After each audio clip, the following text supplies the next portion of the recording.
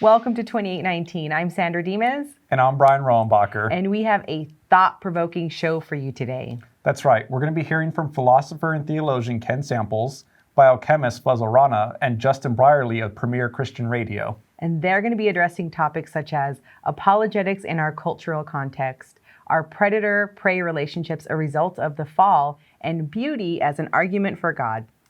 Definitely thought-provoking. Yes. And pretty. Yes.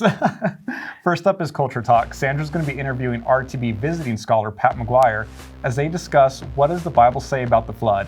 Let's check it out. Now it's time for Culture Talk, where we discuss culturally relevant topics that you can use to start conversations about your faith. I'm joined today with Pat McGuire. You are an RTB visiting scholar, and we are going to be talking about a pretty hot topic, and that is the extent of Noah's flood.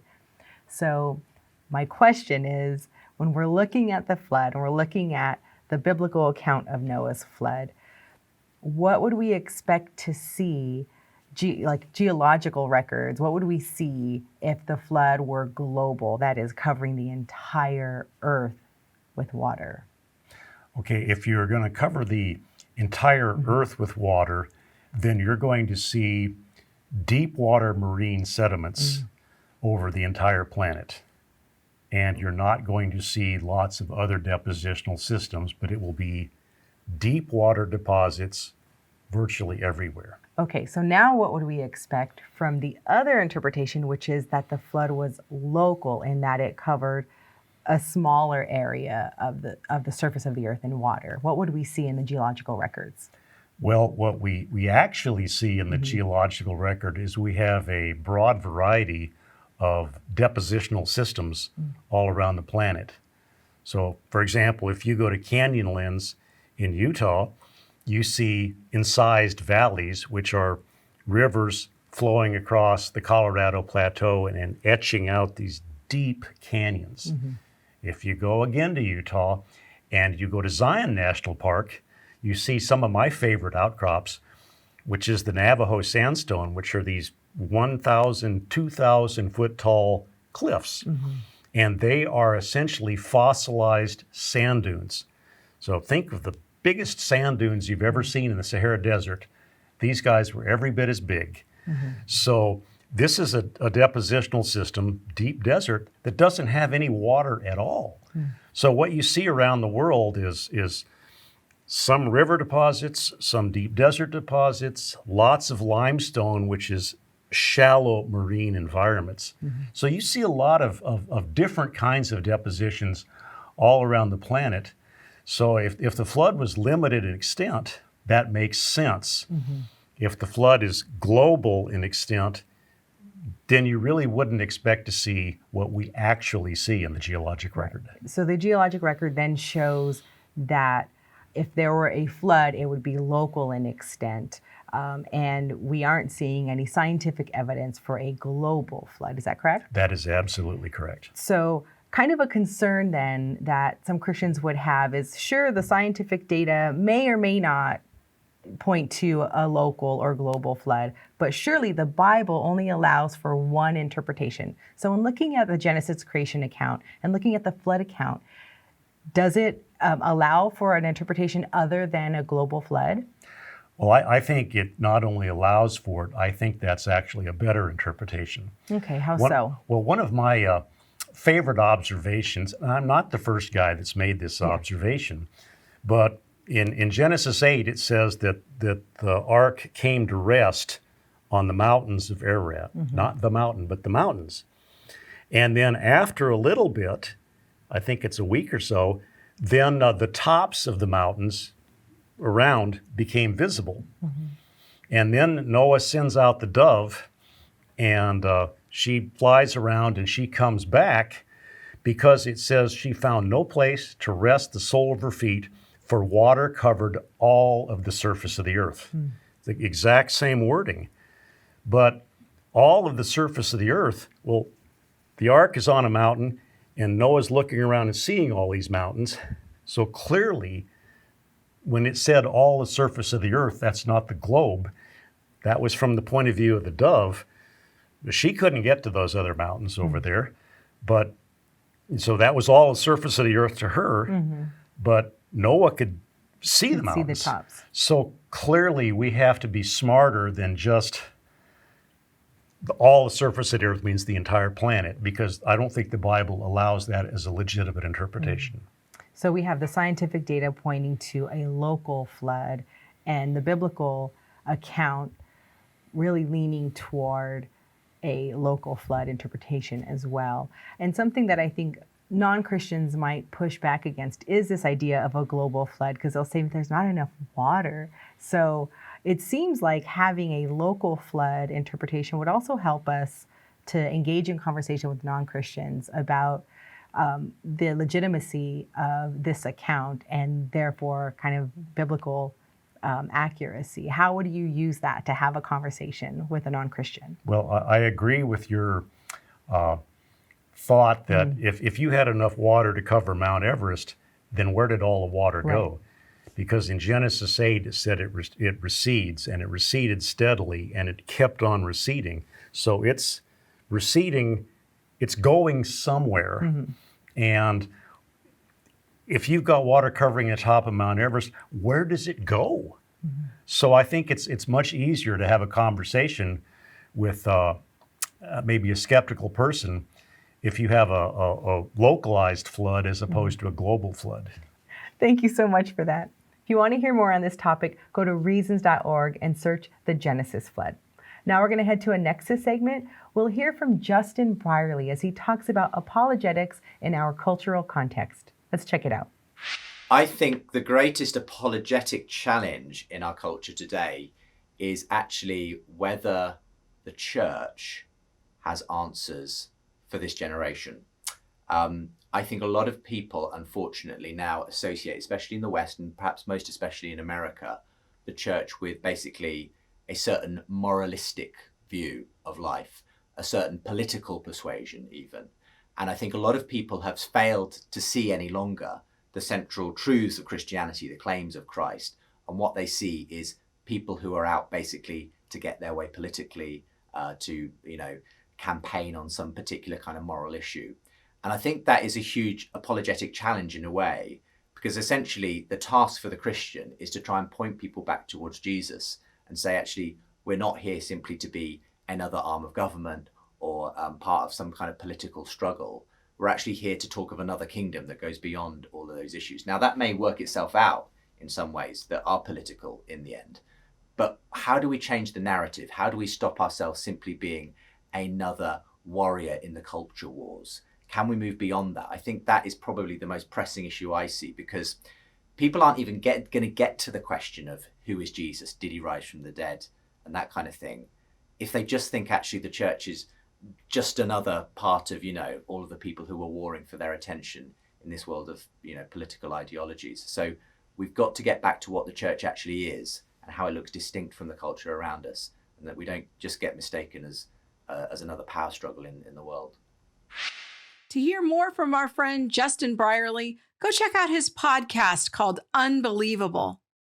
Now it's time for RTB 101, and this is where we help to train you to share your faith more effectively. And here once again to help us talk about a very important question that many of our young Earth creationist friends raise is Dr. Fazale Rana. Welcome back, Fuzz. Good to be with you, Krista. Fuzz, many of my Christian friends who are young Earth creationists, they often have a concern about an issue called animal death before the fall. Maybe you can start by telling us a little bit more about that concern and where it comes from. Yeah, well, when you look at the fall of human beings that's described in Genesis 3, you see as a consequence of that fall that human beings died spiritually, that we were separated from God as a result of Adam and Eve's rebellion. And as a consequence, Adam and Eve also not only died spiritually, but ultimately physically, because they were denied access to the tree of life. And so many young Earth creationists, in fact, many Christians would argue that as a result of Adam's fall, death entered into creation. And this included not only death for human beings, but death for animals and plants as well. And so they see a change in the cosmos as a result of the fall. And they struggle to envision a world that they would call good, where there was animal death prior to the fall. And so they argue that to say that death entered into the creation as part of the original creation would essentially impugn God's character. How could God be good? How could the creation be good if animals would suffer and would experience pain and then ultimately die? Thanks. That's very helpful. Now, one of the things that I'm thinking about is that reasons to believe we are old earth creationists, so we accept the conventional age for the earth. So when we go out into the record of nature, maybe you can describe what kind of evidence that we see for animals dying before humans. Yeah, well, if you are an old earth creationist, then you accept the fact that there has been life present on earth for 3.8 billion years. And that means there's also been death that has been part of earth and life's history as well for 3.8 billion years. And the evidence for this is, first of all, the fossil record that clearly shows life being present for this period of time. But we also see things in the fossil record like mass extinction events, that are oftentimes coupled to mass origination events. But nevertheless, we do see these instances where environmental catastrophes triggered the loss of huge amounts of plant and animal species on the planet. But then we also see huge amounts of biodeposits, things like coal, natural gas, tar, oil. The amount of these deposits is incredibly vast, and these are deposits that are derived from the decayed, from organisms that died and then underwent a decay process.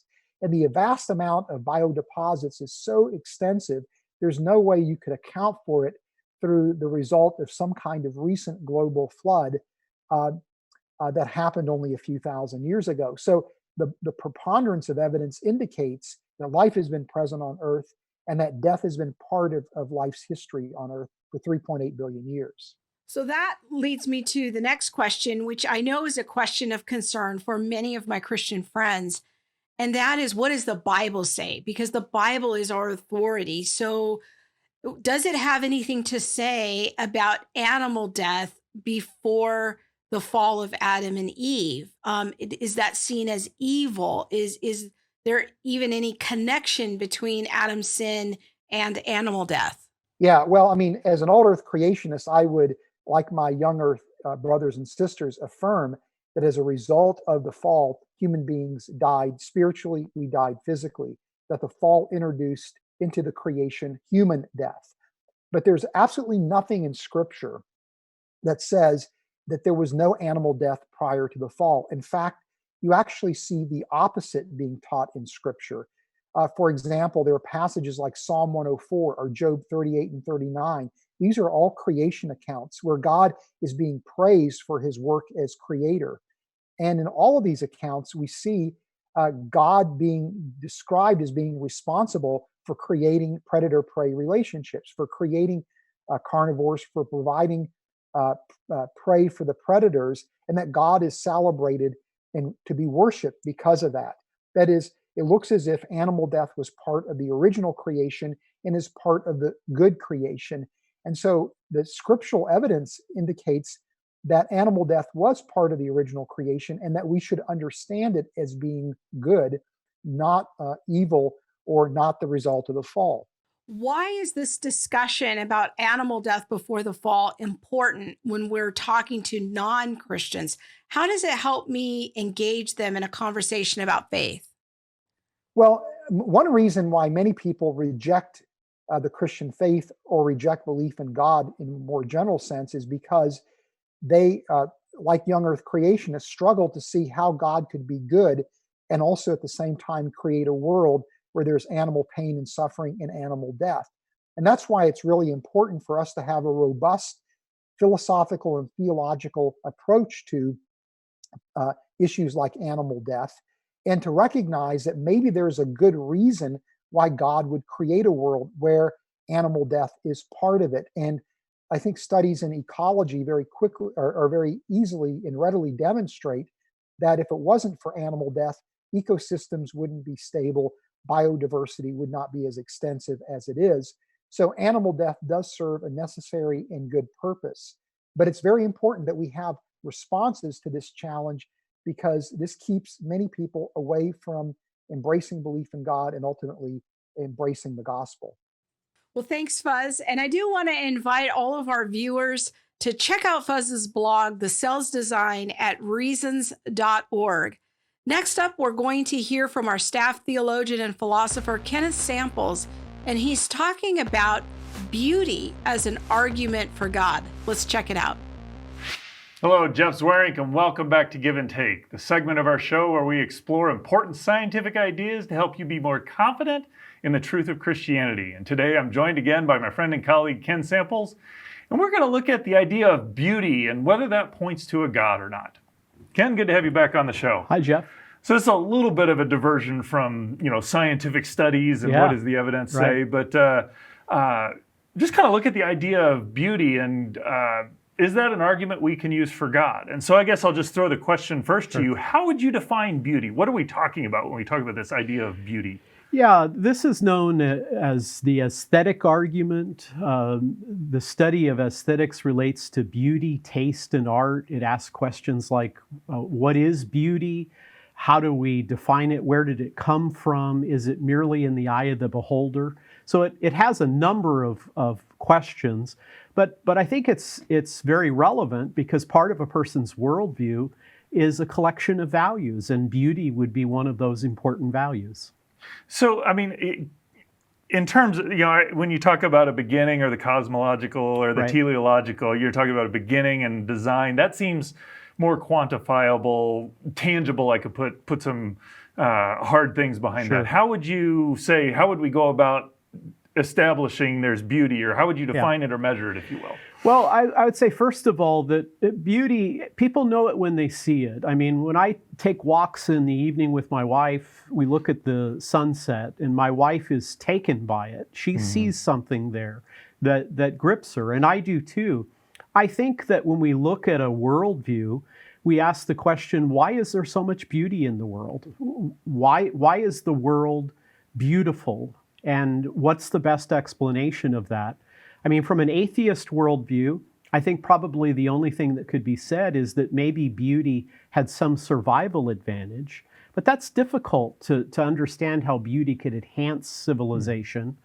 On the other hand, if God is not only an engineer, not only a creator, but he is also a playful and skillful artist, then beauty is part of God. In fact, Christians talk about the beatific vision. When we see God, we will encounter the ultimate beauty. I find this discussion interesting because, when things that come to mind when I think of beauty are maybe majestic landscapes or art or incredible, structures, architecture, if you will.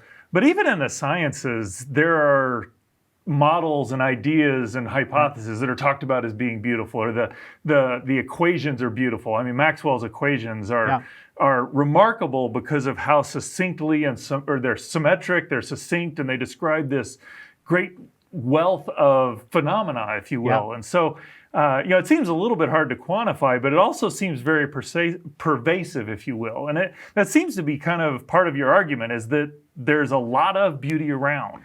There is a lot of beauty in the world. And when I talk with non-Christians who maybe don't believe in God, they don't go to church, but they'll go to an art museum and they're moved by it. They're taken by it. A big part of their pleasure and fulfillment in life is in experiencing beauty. And you're right. I mean, our colleagues, Hugh Ross, Dave Rogstad, I mean, you mentioned an equation. They see the elegance, the unity, the simplicity of that. Where does that come from? Why is the universe the way it is? Does it require an artist the way the universe requires an engineer?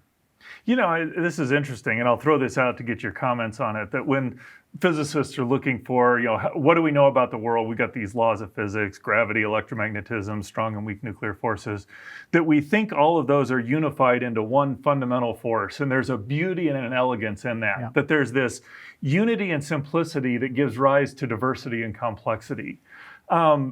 that to me reminds me of, in some sense, God, that there's a unity and simplicity, but there's also a diversity and complexity in the Trinity, if you will. Yeah. So is this something more than just a neat analogy, or am I just being hopeful and optimistic here? No, I mean, I think a powerful way of thinking about the Trinity is referring to the universe. The universe is unity and diversity. The Trinity provides that. The Trinity provides love. The Trinity provides beauty in that kind of context. And I think, Jeff, it's underutilized. I mean, we live in a world and in a society that puts maximum value on beauty. You know, we like to present cosmological arguments, moral arguments, teleological arguments. Why can't we speak to people who prize beauty and say that beauty makes the best sense in a world made by the biblical God? You know, I'm sympathetic, but I could imagine if I go and give that sort of argument, you know, some of the pushback that I would give to it is, you know, it seems like there's a, you know, I mean, you can say, okay, people, defining beauty is a little bit hard. So what some person considers beautiful, another person would not consider beautiful. Isn't beauty just kind of subjective, almost, you know, something we could have almost invented, if you will, to describe this euphoric chemicals that are running through our brain, if you will? Well, I don't think there's any doubt that there is a subjective element in our engaging beauty, but it's, you know, it's difficult to meet anyone who doesn't prize beauty. Beauty seems to be a very important part of what it means to be human. And I think we can draw that and say, I know it when I see it, and I wonder how to best account for it. Is it merely an evolutionary thing where, you know, colorful birds attract a mate? I don't think beauty can best be explained that way. I think our world has an abundance of beauty. Things I see, beauty in music, beauty in all kinds of ways. I think God is the great artist. You know, I think that's an interesting point, especially when you contrast Earth with some of the other planets around. Is, you know, you see greens and reds and yellows and blues and contrasts, and you know, we've got capability of going and photographing Mars and Venus, and they're very monotonic. There's not a lot of structure and color to them, if you will. And so I think that is a remarkable thing of just how much beauty there is here on Earth. I guess in my question in there, you know, you made a comment that everybody seems to be drawn to beauty or see beauty in something. Right. Is that something kind of like hope, where, you know, people have talked about, if you don't have hope, you're not going to be able to survive? Is it something that if we don't see beauty, or if we don't have something that we hold beautiful, that's going to dramatically diminish our life? Well, I certainly think it enhances it. I mean, I've never met anyone who doesn't like, you know, art or music, someone who isn't moved by this. It seems to be more than just, you know, something on the side. It seems to be a necessary part of human flourishing. And in that way, I would again ask, is it the product of evolution? I think that's a hard fit. But there's so much beauty. It's so important to us. Could it be part of the created order? I think that makes more sense, at least to me. Thanks, Ken. I appreciate your comments. You know, when we look at creation, it does seem to be everybody recognizes that there is just an amazing amount of beauty, whether it's the design in the cell, whether it's the majestic landscapes, whether it's the simplicity of the equations that describe it all. We see beauty and we crave and desire to understand it and appreciate it. You know, I would encourage you to go to reasons.org and check out Ken's blog article on this. It's called God is the Best Explanation for Beauty, to help you understand this maybe a little bit slippery argument, but nonetheless a powerful argument that points to the God of the Bible being the creator of it all. That does it for us this week. We hope this episode has helped equip you to share your faith with confidence and compassion. And don't forget, subscribe to the show and search for us on Facebook, Twitter, and Instagram. We are at 2819 Show. We also have the podcast version of 2819 available anywhere you listen to podcasts. Just search Reasons to Believe Podcast. See you next week. Bye-bye.